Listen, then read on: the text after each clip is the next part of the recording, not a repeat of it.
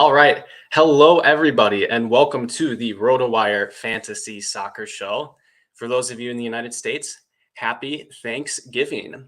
So, we are here today to break down the slate between England and USA. So, it's our Black Friday, our day after Thanksgiving slate. So, it's very big. There's a big contest. So, about an 8,000 person showdown, I think, 50,000 to first place. So, we're going to break down our cash game strategies. The cash game action should be pretty good. And fortunately, that I think is fairly straightforward depending on the news. And then we'll talk about some tournament routes as well. So right here, we have our projected 11s. And basically, it's as expected. These are the same lineups, I think, that both teams started with in the first match. There's a couple news items that are worth talking about first, though. So the first bit is that you'll notice that Harry Kane is questionable. So I've looked at the news and he's been getting some fitness boosts. So a couple of days ago, it was being reported that he was kind of training individually on the side. So that is somewhat good news right there. And then the other bit that we had was today, Gareth Southgate gave a positive report in the press conference for him. So Gareth Southgate says that they checked the ankle, nothing really showed up on the ankle, and it seems more like of a foot injury. And Jordan Pickford, I think, said that he played as well. So you might see some starting lineups, projected 11s that have Callum Wilson in, but I'd be at this point quite surprised. It seems like Harry Kane is fit to play. And if he's fit, he's their captain. He's one of their best players. I think he is going to start. So I'm going to do that expecting that he starts. But I mean, be aware Callum Wilson might start at a slightly similar price. I mean, those two are not really comparable in my opinion. The other piece of news to monitor, I haven't heard too much about this. It's Harry Maguire. So he went off early because he felt ill. There's some word that maybe there, had suffered a concussion or something like this. I don't know too much about that, but it is possible that Harry Maguire doesn't start. That might change things quite a bit, right? Harry Maguire is going to be like a somewhat popular tournament option because he gets very forward on set pieces. So if you watch their game against Iran, I mean, Harry Maguire almost was playing as it felt like a forward at some point. So really definitely a target man on set pieces there. Otherwise, I think we can expect this. So, I mean, Saka, Mount, and Sterling we're expecting to start. But, I mean, you could also easily see Phil Foden in there. You could see Jack Grealish. It would be easy to see Marcus Rashford. Those three subbed on as well. So, I think, there's not going to be too many surprises. Maybe what happens in maybe if Jude Bellingham doesn't start because he played 90 minutes and maybe some of the attackers are subbed. But they're all pretty similarly priced. Maybe we can double check those as we go through. Now, on the USA side, there's not too much news to report. So McKinney came off with a yellow card a bit early, and he's coming back from injury, so that made sense. Musa should be okay as well. Neither of those players are particularly fantasy relevant. I mean, if we go and scroll down to the odds right here, you're going to notice that the USA are, unfortunately for us Americans here, they are pretty sizable underdogs right here. So England are about 60% to win. We got 22% draw, and USA are 16% to win themselves. England have a pretty plush there, a 40% clean sheet odds, and about a 2 implied goal total. So USA's implied goal total is just below 1. So I'm not really considering rostering Musa and McKinney even in these larger type of lottery contests. I mean, they just have really thin routes to being optimal.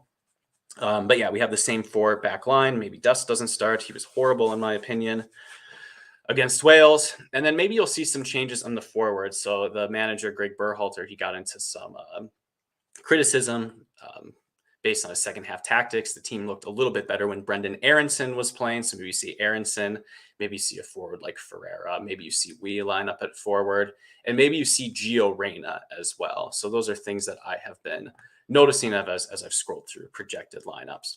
But yeah, that's kind of the breakdown of how the slate looks like. I mean, England are going to be big favorites. They're probably going to possess the ball, but I mean, England haven't been totally convincing, as of late, but their most recent game, they look quite good. I mean, USA is, I think, going to be a better opponent than Iran, as pessimistic as I might feel after that Wales matchup. All right. Anything else for us to consider just from a broad point of view? No, I don't really think so.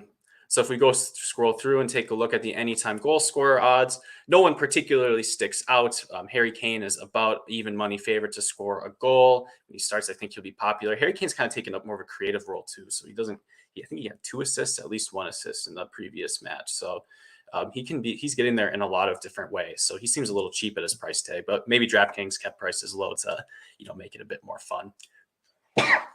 Oh, pardon me. We got Sterling at plus 200. I mean, the best American goal scorer odds belong to Pulisic at plus 400. I think Pulisic takes penalties, so that's even inflated by that. So it is not a very good look if you want to be rostering American goal scorers. I mean, almost 95% of the time, 1, maybe 2 goals, it feels like. One other thing before we start going into cash builds, this is kind of a good transition into cash builds, actually. We expected, based on the lineup last time, that Kieran Trippier would take most of the set pieces, and it worked out to be mostly a split, I think, on the sides. I would have to check that more precisely with the heat maps, but Trippier and Shaw split the set pieces.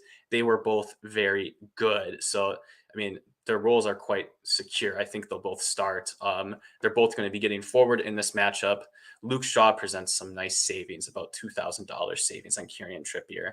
I think just because Trippier's role is a bit more secure, if Foden starts, maybe Shaw doesn't necessarily have set pieces. I think Trippier is more likely to have set pieces, especially if we see changes to the starting 11.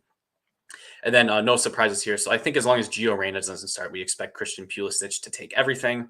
Although how many corners do we necessarily think the United States are going to get against England? You've got to figure that England are just going to be very boring and pass the ball around the back line.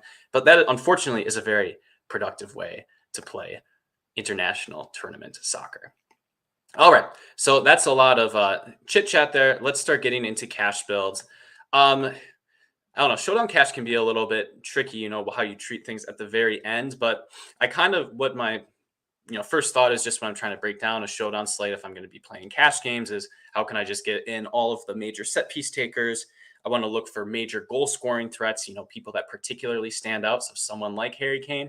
And then I want to see what that leaves me with. Often you might not have enough salary to make a valid lineup, or you're making too much sacrifices. In this case, I just put Kieran Trippier in the captain spot. I think that is going to be a very popular route. I think it's justifiable to do Luke Shaw as well, and we can talk about that. Yeah, I just put in Kieran Trippier, I put in Luke Shaw, and then I put in Harry Kane. And then if Gio Reyna doesn't start, and maybe even if he does, I put Christian Pulisic in there, even at that 10,200 price tag.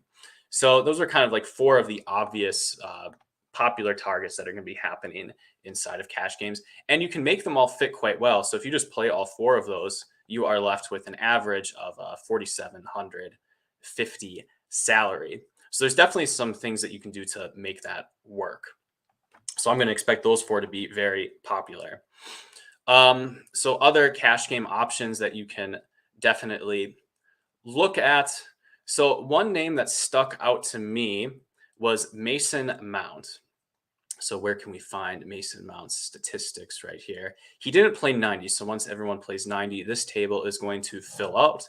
I'll just pull him up right here. But yeah, Mason Mount, 6,200 right there. So some notes right here. So if you look at the attacking midfield line for England, you have Saka priced at 9.4K. You have Sterling priced at 8.8K. Bellingham got priced up because he scored a goal. So I have him at 7.2K. Let me double check that. That still does seem a little bit high. Yes, he is at 7.2K right there.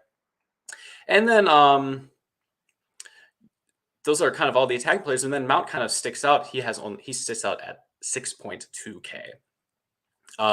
So I think Mount is a nice option to get an additional England attacker, someone to get a few extra floor points. And he did quite well actually in the previous game. So he didn't get any goals or assists, but he had a chance created, he had a shot, and he had a cross as well. He seemed to be getting forward. I remember hitting the side netting. I just think he's underpriced, especially relative to his peers at similar positions. I mean, he should be a little bit cheaper than Shaw, but should Mount be 2.6K less than Sterling in this spot? I'm not so sure. I feel like Mount should be priced about Bellingham. The only issue with that, though, is that if you do Trippier captain and you play everyone, so I mean, Pulisic is not going to be a must. I do think he's really valuable. So even if he only takes half the corners, like he will probably, if USA play on the counter, he will probably still draw fouls. He will still cross an open play. If we scroll down here in the previous game, I mean, if it happened once, it has to happen again. But Pulisic, he had 2 chances created and 13 crosses. So really the offense is going to go through Pulisic to a large extent. So even if he doesn't have all the set pieces, you do need to play one American attacker. And I think he does make a lot of sense right there. But you can plug in Mason Mount. It's kind of a 5th option in cash games right there. And then you're left with one of the punt options. So you just have to scroll down and pick the lowest check mark down there. Similar options in that range, just due to the win and clean sheet odds. I mean, I think you could use Pickford, but I mean, when I don't like using goalkeeper in that setting, when, I'm paying more for Pickford than I am for Mount, that feels a little bit incorrect to me. One thing I did consider is, if I don't want to play someone like Tim Ream, I wanted to look at what I could save if I put Luke Shaw in the captain spot. So I took a look at that. And if you scroll through that, you will be able to fit someone like John Stones and in addition to Mason Mount. So that might be a little bit preferable. I mean, if you think about it, if it's the same starting 11, so if there are no direct threats to Luke Shaw's set pieces, I think the projection is going to be almost identical with respect to Shaw and Trippier. And so if that's the case, why not save a little bit of salary and then you can get an England center back as well. I mean, maybe John Stones gets a little bit more forward on set pieces. He's more likely to get a clean sheet. I think he certainly has a higher floor than Tim Ream. It's hard for center backs to get a lot of points in the DraftKings format. There's no clearance points. That's something that happens on FanDuel. So those are really the two things that I'm considering. If you don't want to play Pulisic, what are you going to do here? All of the attackers on England would be in play then. Presumably you would want to play someone like Bukayo Saka. You would want to play a Phil Foden if he starts, maybe even Raheem Sterling just to get the goal in case that happens. You can certainly go down that route. So if I just plug in a Saka right there and then, stick with Mount or something. Right, you could definitely just play 5 of the England attackers, and then you can just play a Tim Ream and just say, I think England most likely dominate. From a cash game perspective, that's going to be the median outcome. None of the American players get there. Another reasonable option, I believe Anthony Robinson is reasonably priced. 5,600 though. That's a little bit steep.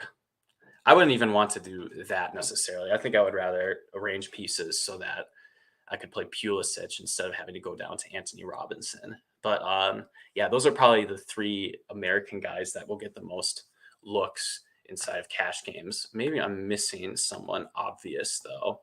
I mean, Sargent is going to be too expensive and he has no floor. He looked pretty good in the first half on the counter, but he has no floor. Weston McKennie, he's likely to get a yellow card, so I would rather, play Declan Rice or John Stones. I wouldn't want him to be my only American player right there.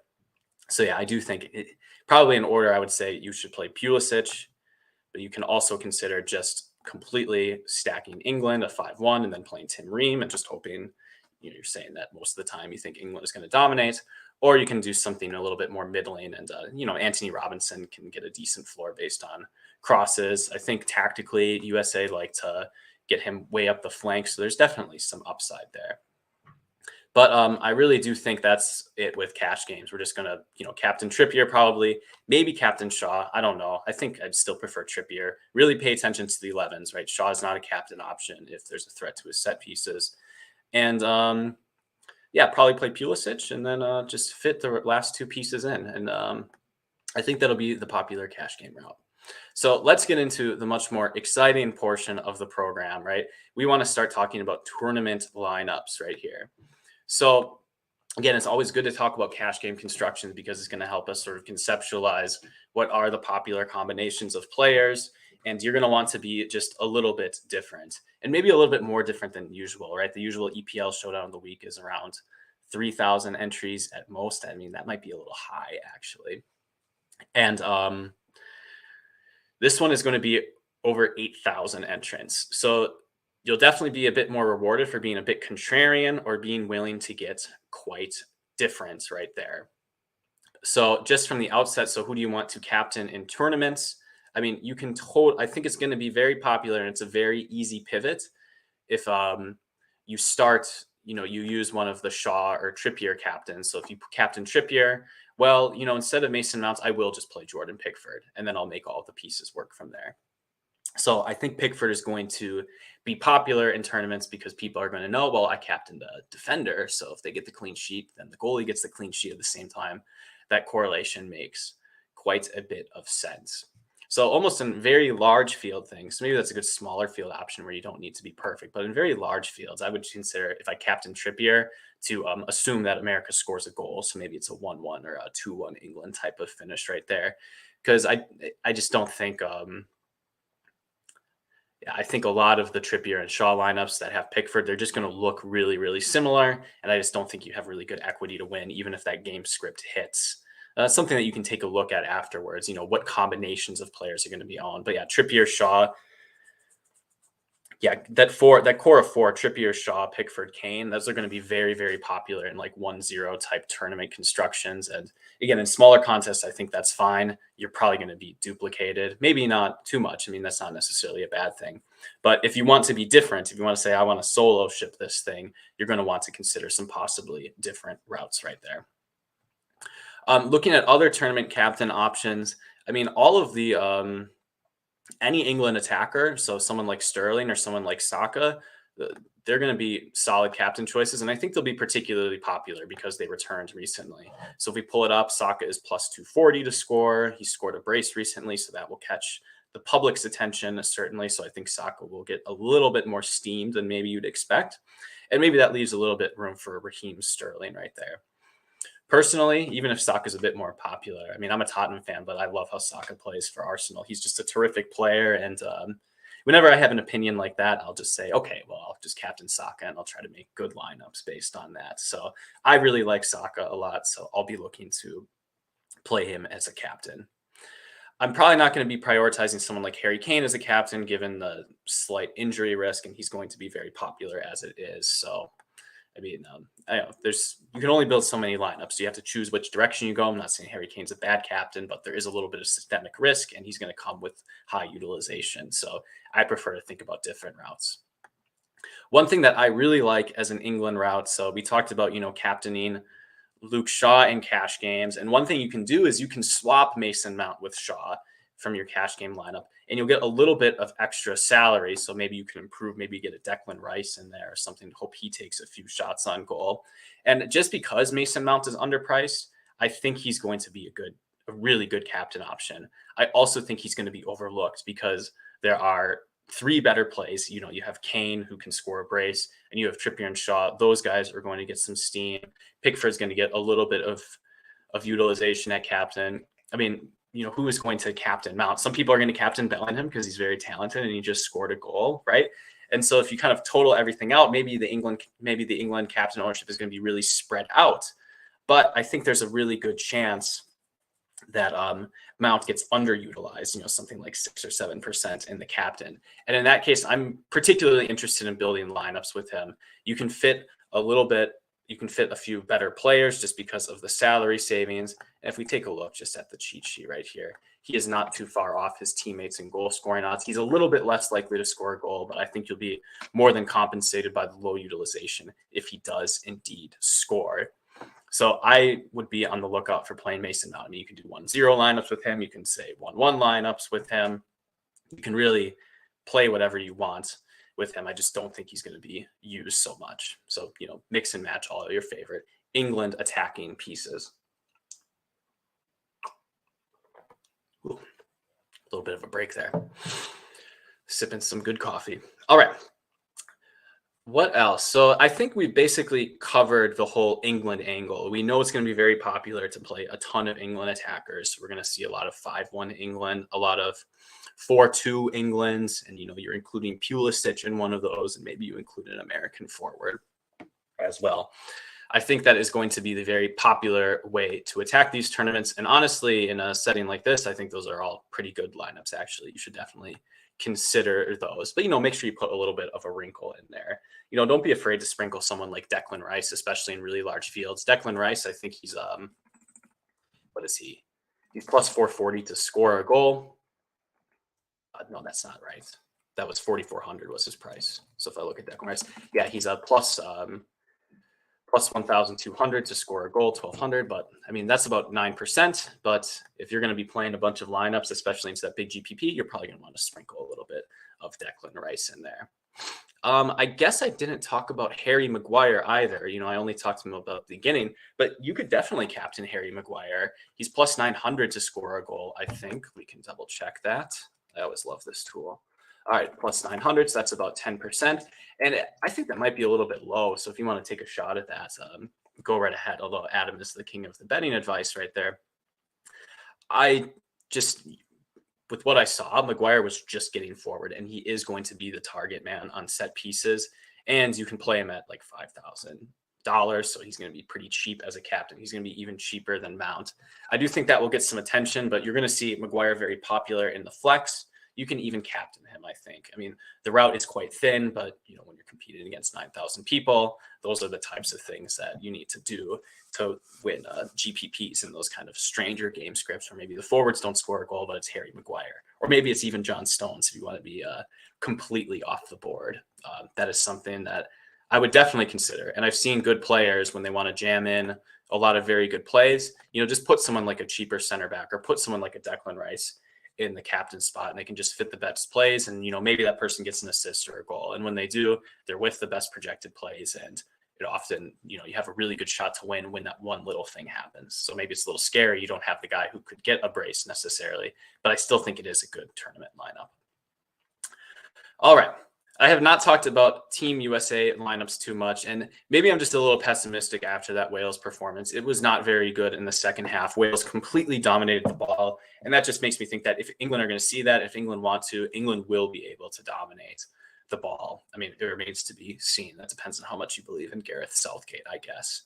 But because of that, I'm really not considering too many American-centric lineups. I think it would already be very contrarian enough just to play like a 3-3, prioritize getting 3 American players. So maybe you play a Pulisic and then you play Anthony Robinson in there. And then you can just put a third attacker, maybe like a forward, maybe Pulisic, assists to Wee, or maybe Aronson plays and you throw him in there. That's definitely an option. If I am going to be playing American players, I'm always going to be using Pulisic. I feel like when America succeeds in these matches, Team USA is going to run through Pulisic very well. In those 3-3 situations, I think you can also play someone like Turner, right? So if we look up here, Matt Turner, England they have some guys like Harry Kane will shoot on sight. Mason Mount shoots from distance. Declan Rice will shoot from distance as well. If America are under siege, I think Matt Turner makes a lot of sense in flex spots as well. Even if you captain Harry Kane, you could put Matt Turner on the other side. Maybe Kane gets 5 shots on goal, scores 1. They are both the captain that you need in that situation. So don't be afraid to play Matt Turner, especially if you do think, if you're pretty pessimistic about the American side. Matt Turner is going to make the most sense because he is going to be probably one of the higher floors in situations where England dominate the games, just because he will have I shouldn't say a higher floor. He just has maybe better access to being, in an optimal lineup, because he will be able to face saves. And just because you play Matt Turner doesn't necessarily mean you need him to keep a clean sheet, right? If he gets 6 saves and England score 2 goals, Matt Turner at his price, let me double check what it is. It is certainly not expensive though. At Turner's price, in the 4,800, 8 points would be just golden. So definitely consider throwing Matt Turner in there. I think people are going to be a little bashful to do that. We are certainly not bashful about playing goalkeeper at all at RotoWire. And so let's go and if I'm going to be playing United States lineups, I think I'm going to be playing Matt Turner lineups right here. So let's see what we can get if we put Matt Turner in the captain spot right there. So he's going to be 7,200 as your captain. And I think automatically right there, you can play Christian Pulisic. So, all right, so we have a USA. Let's say USA win 1-0. And what happens here? I don't know, maybe something like a Harry Maguire own goal, maybe a Christian Pulisic penalty right there. If the United States keep a clean sheet, though, maybe I want to play someone like Anthony Robinson right there. So maybe someone like Turner Pulisic, we keep a clean sheet. We have Robinson, so maybe he doesn't get so many crosses, but maybe he gets some tackles, especially if England are attacking down the wing. Then if I keep on scrolling through right here, England are going to be pressing the game, so we'll throw in Trippier and Shaw. We're already a bit wacky by captaining Turner. And then you're going to have, let me click, you are going to have a ton of salary left, so you can play literally whoever you want. So maybe you can even put in Harry Kane right there. Hope he gets 5 shots, so he can make some sort of 5 shots on goal. He makes some sort of floor, but Matt Turner saves all of them. So there you go. That's your goalkeeper. That's your Matt Turner captain right there. You can even, and this does win. I won a smaller GPP in the Japan-Germany game by playing the Japanese goalkeeper and then 5 German attackers. So if you think Matt Turner's under siege, even if England score 2 goals or just 1 goal and the USA are just under constant attack the whole time, if you play all 5 England attackers, or you play like Trippier, Shaw, and 3 England attackers, some combination like that, if Matt Turner gets enough saves, he can make up for the lack of clean sheets. So that is something. Maybe it's a little bit crazy, maybe it's a little bit off the deep end, but when it hits, you're usually one of the only lineups with that sort of combination. So you sort of have routes to fly up the leaderboard in that case. All right. Well, I think that breaks it down quite a lot. I mean, just put in the set piece players and cash. There's a lot of popular tournament routes. I sort of like considering Mason Mount in the captain spot right there. And of course, when USA win, sprinkle in a little bit of that Matt Turner captain. All right, folks. So I think we're going to call it there. So tomorrow, I mean, we're doing the main show for the classic slate. So for the Friday slate, I think we'll have Ryan and Adam. I think even Jordan might be joining. Maybe Ryan gets a day off. So you can see there. So Adam will be back in the show. He'll be with Ryan or Jordan. And we'll still be covering all these showdowns. We'll still be covering the articles. You should join the Discord. So if you go scroll to the bottom, or you go to the podcast feed, or you go to the bottom of the YouTube comments, you can try out our soccer trial if you are not a member already. Gets you access to our awesome cheat sheet. These are great tools. It's just a quick summary of information. It would take you a long time to figure this stuff all out on your own. So it's a great time saver. And you can join the Discord as well. The Discord is popping. There's a lot of good chats. And people are also posting the leaked lineups, which I find incredibly useful. The contests are big, so if you want to play a lot of lineups, I think it's just nice to know them ahead of time, so you have a bit more time to meditate on other things. But that's about it. Thanks for tuning in, everyone. Have a great holiday if you celebrate Thanksgiving, and good luck tomorrow. Cheers.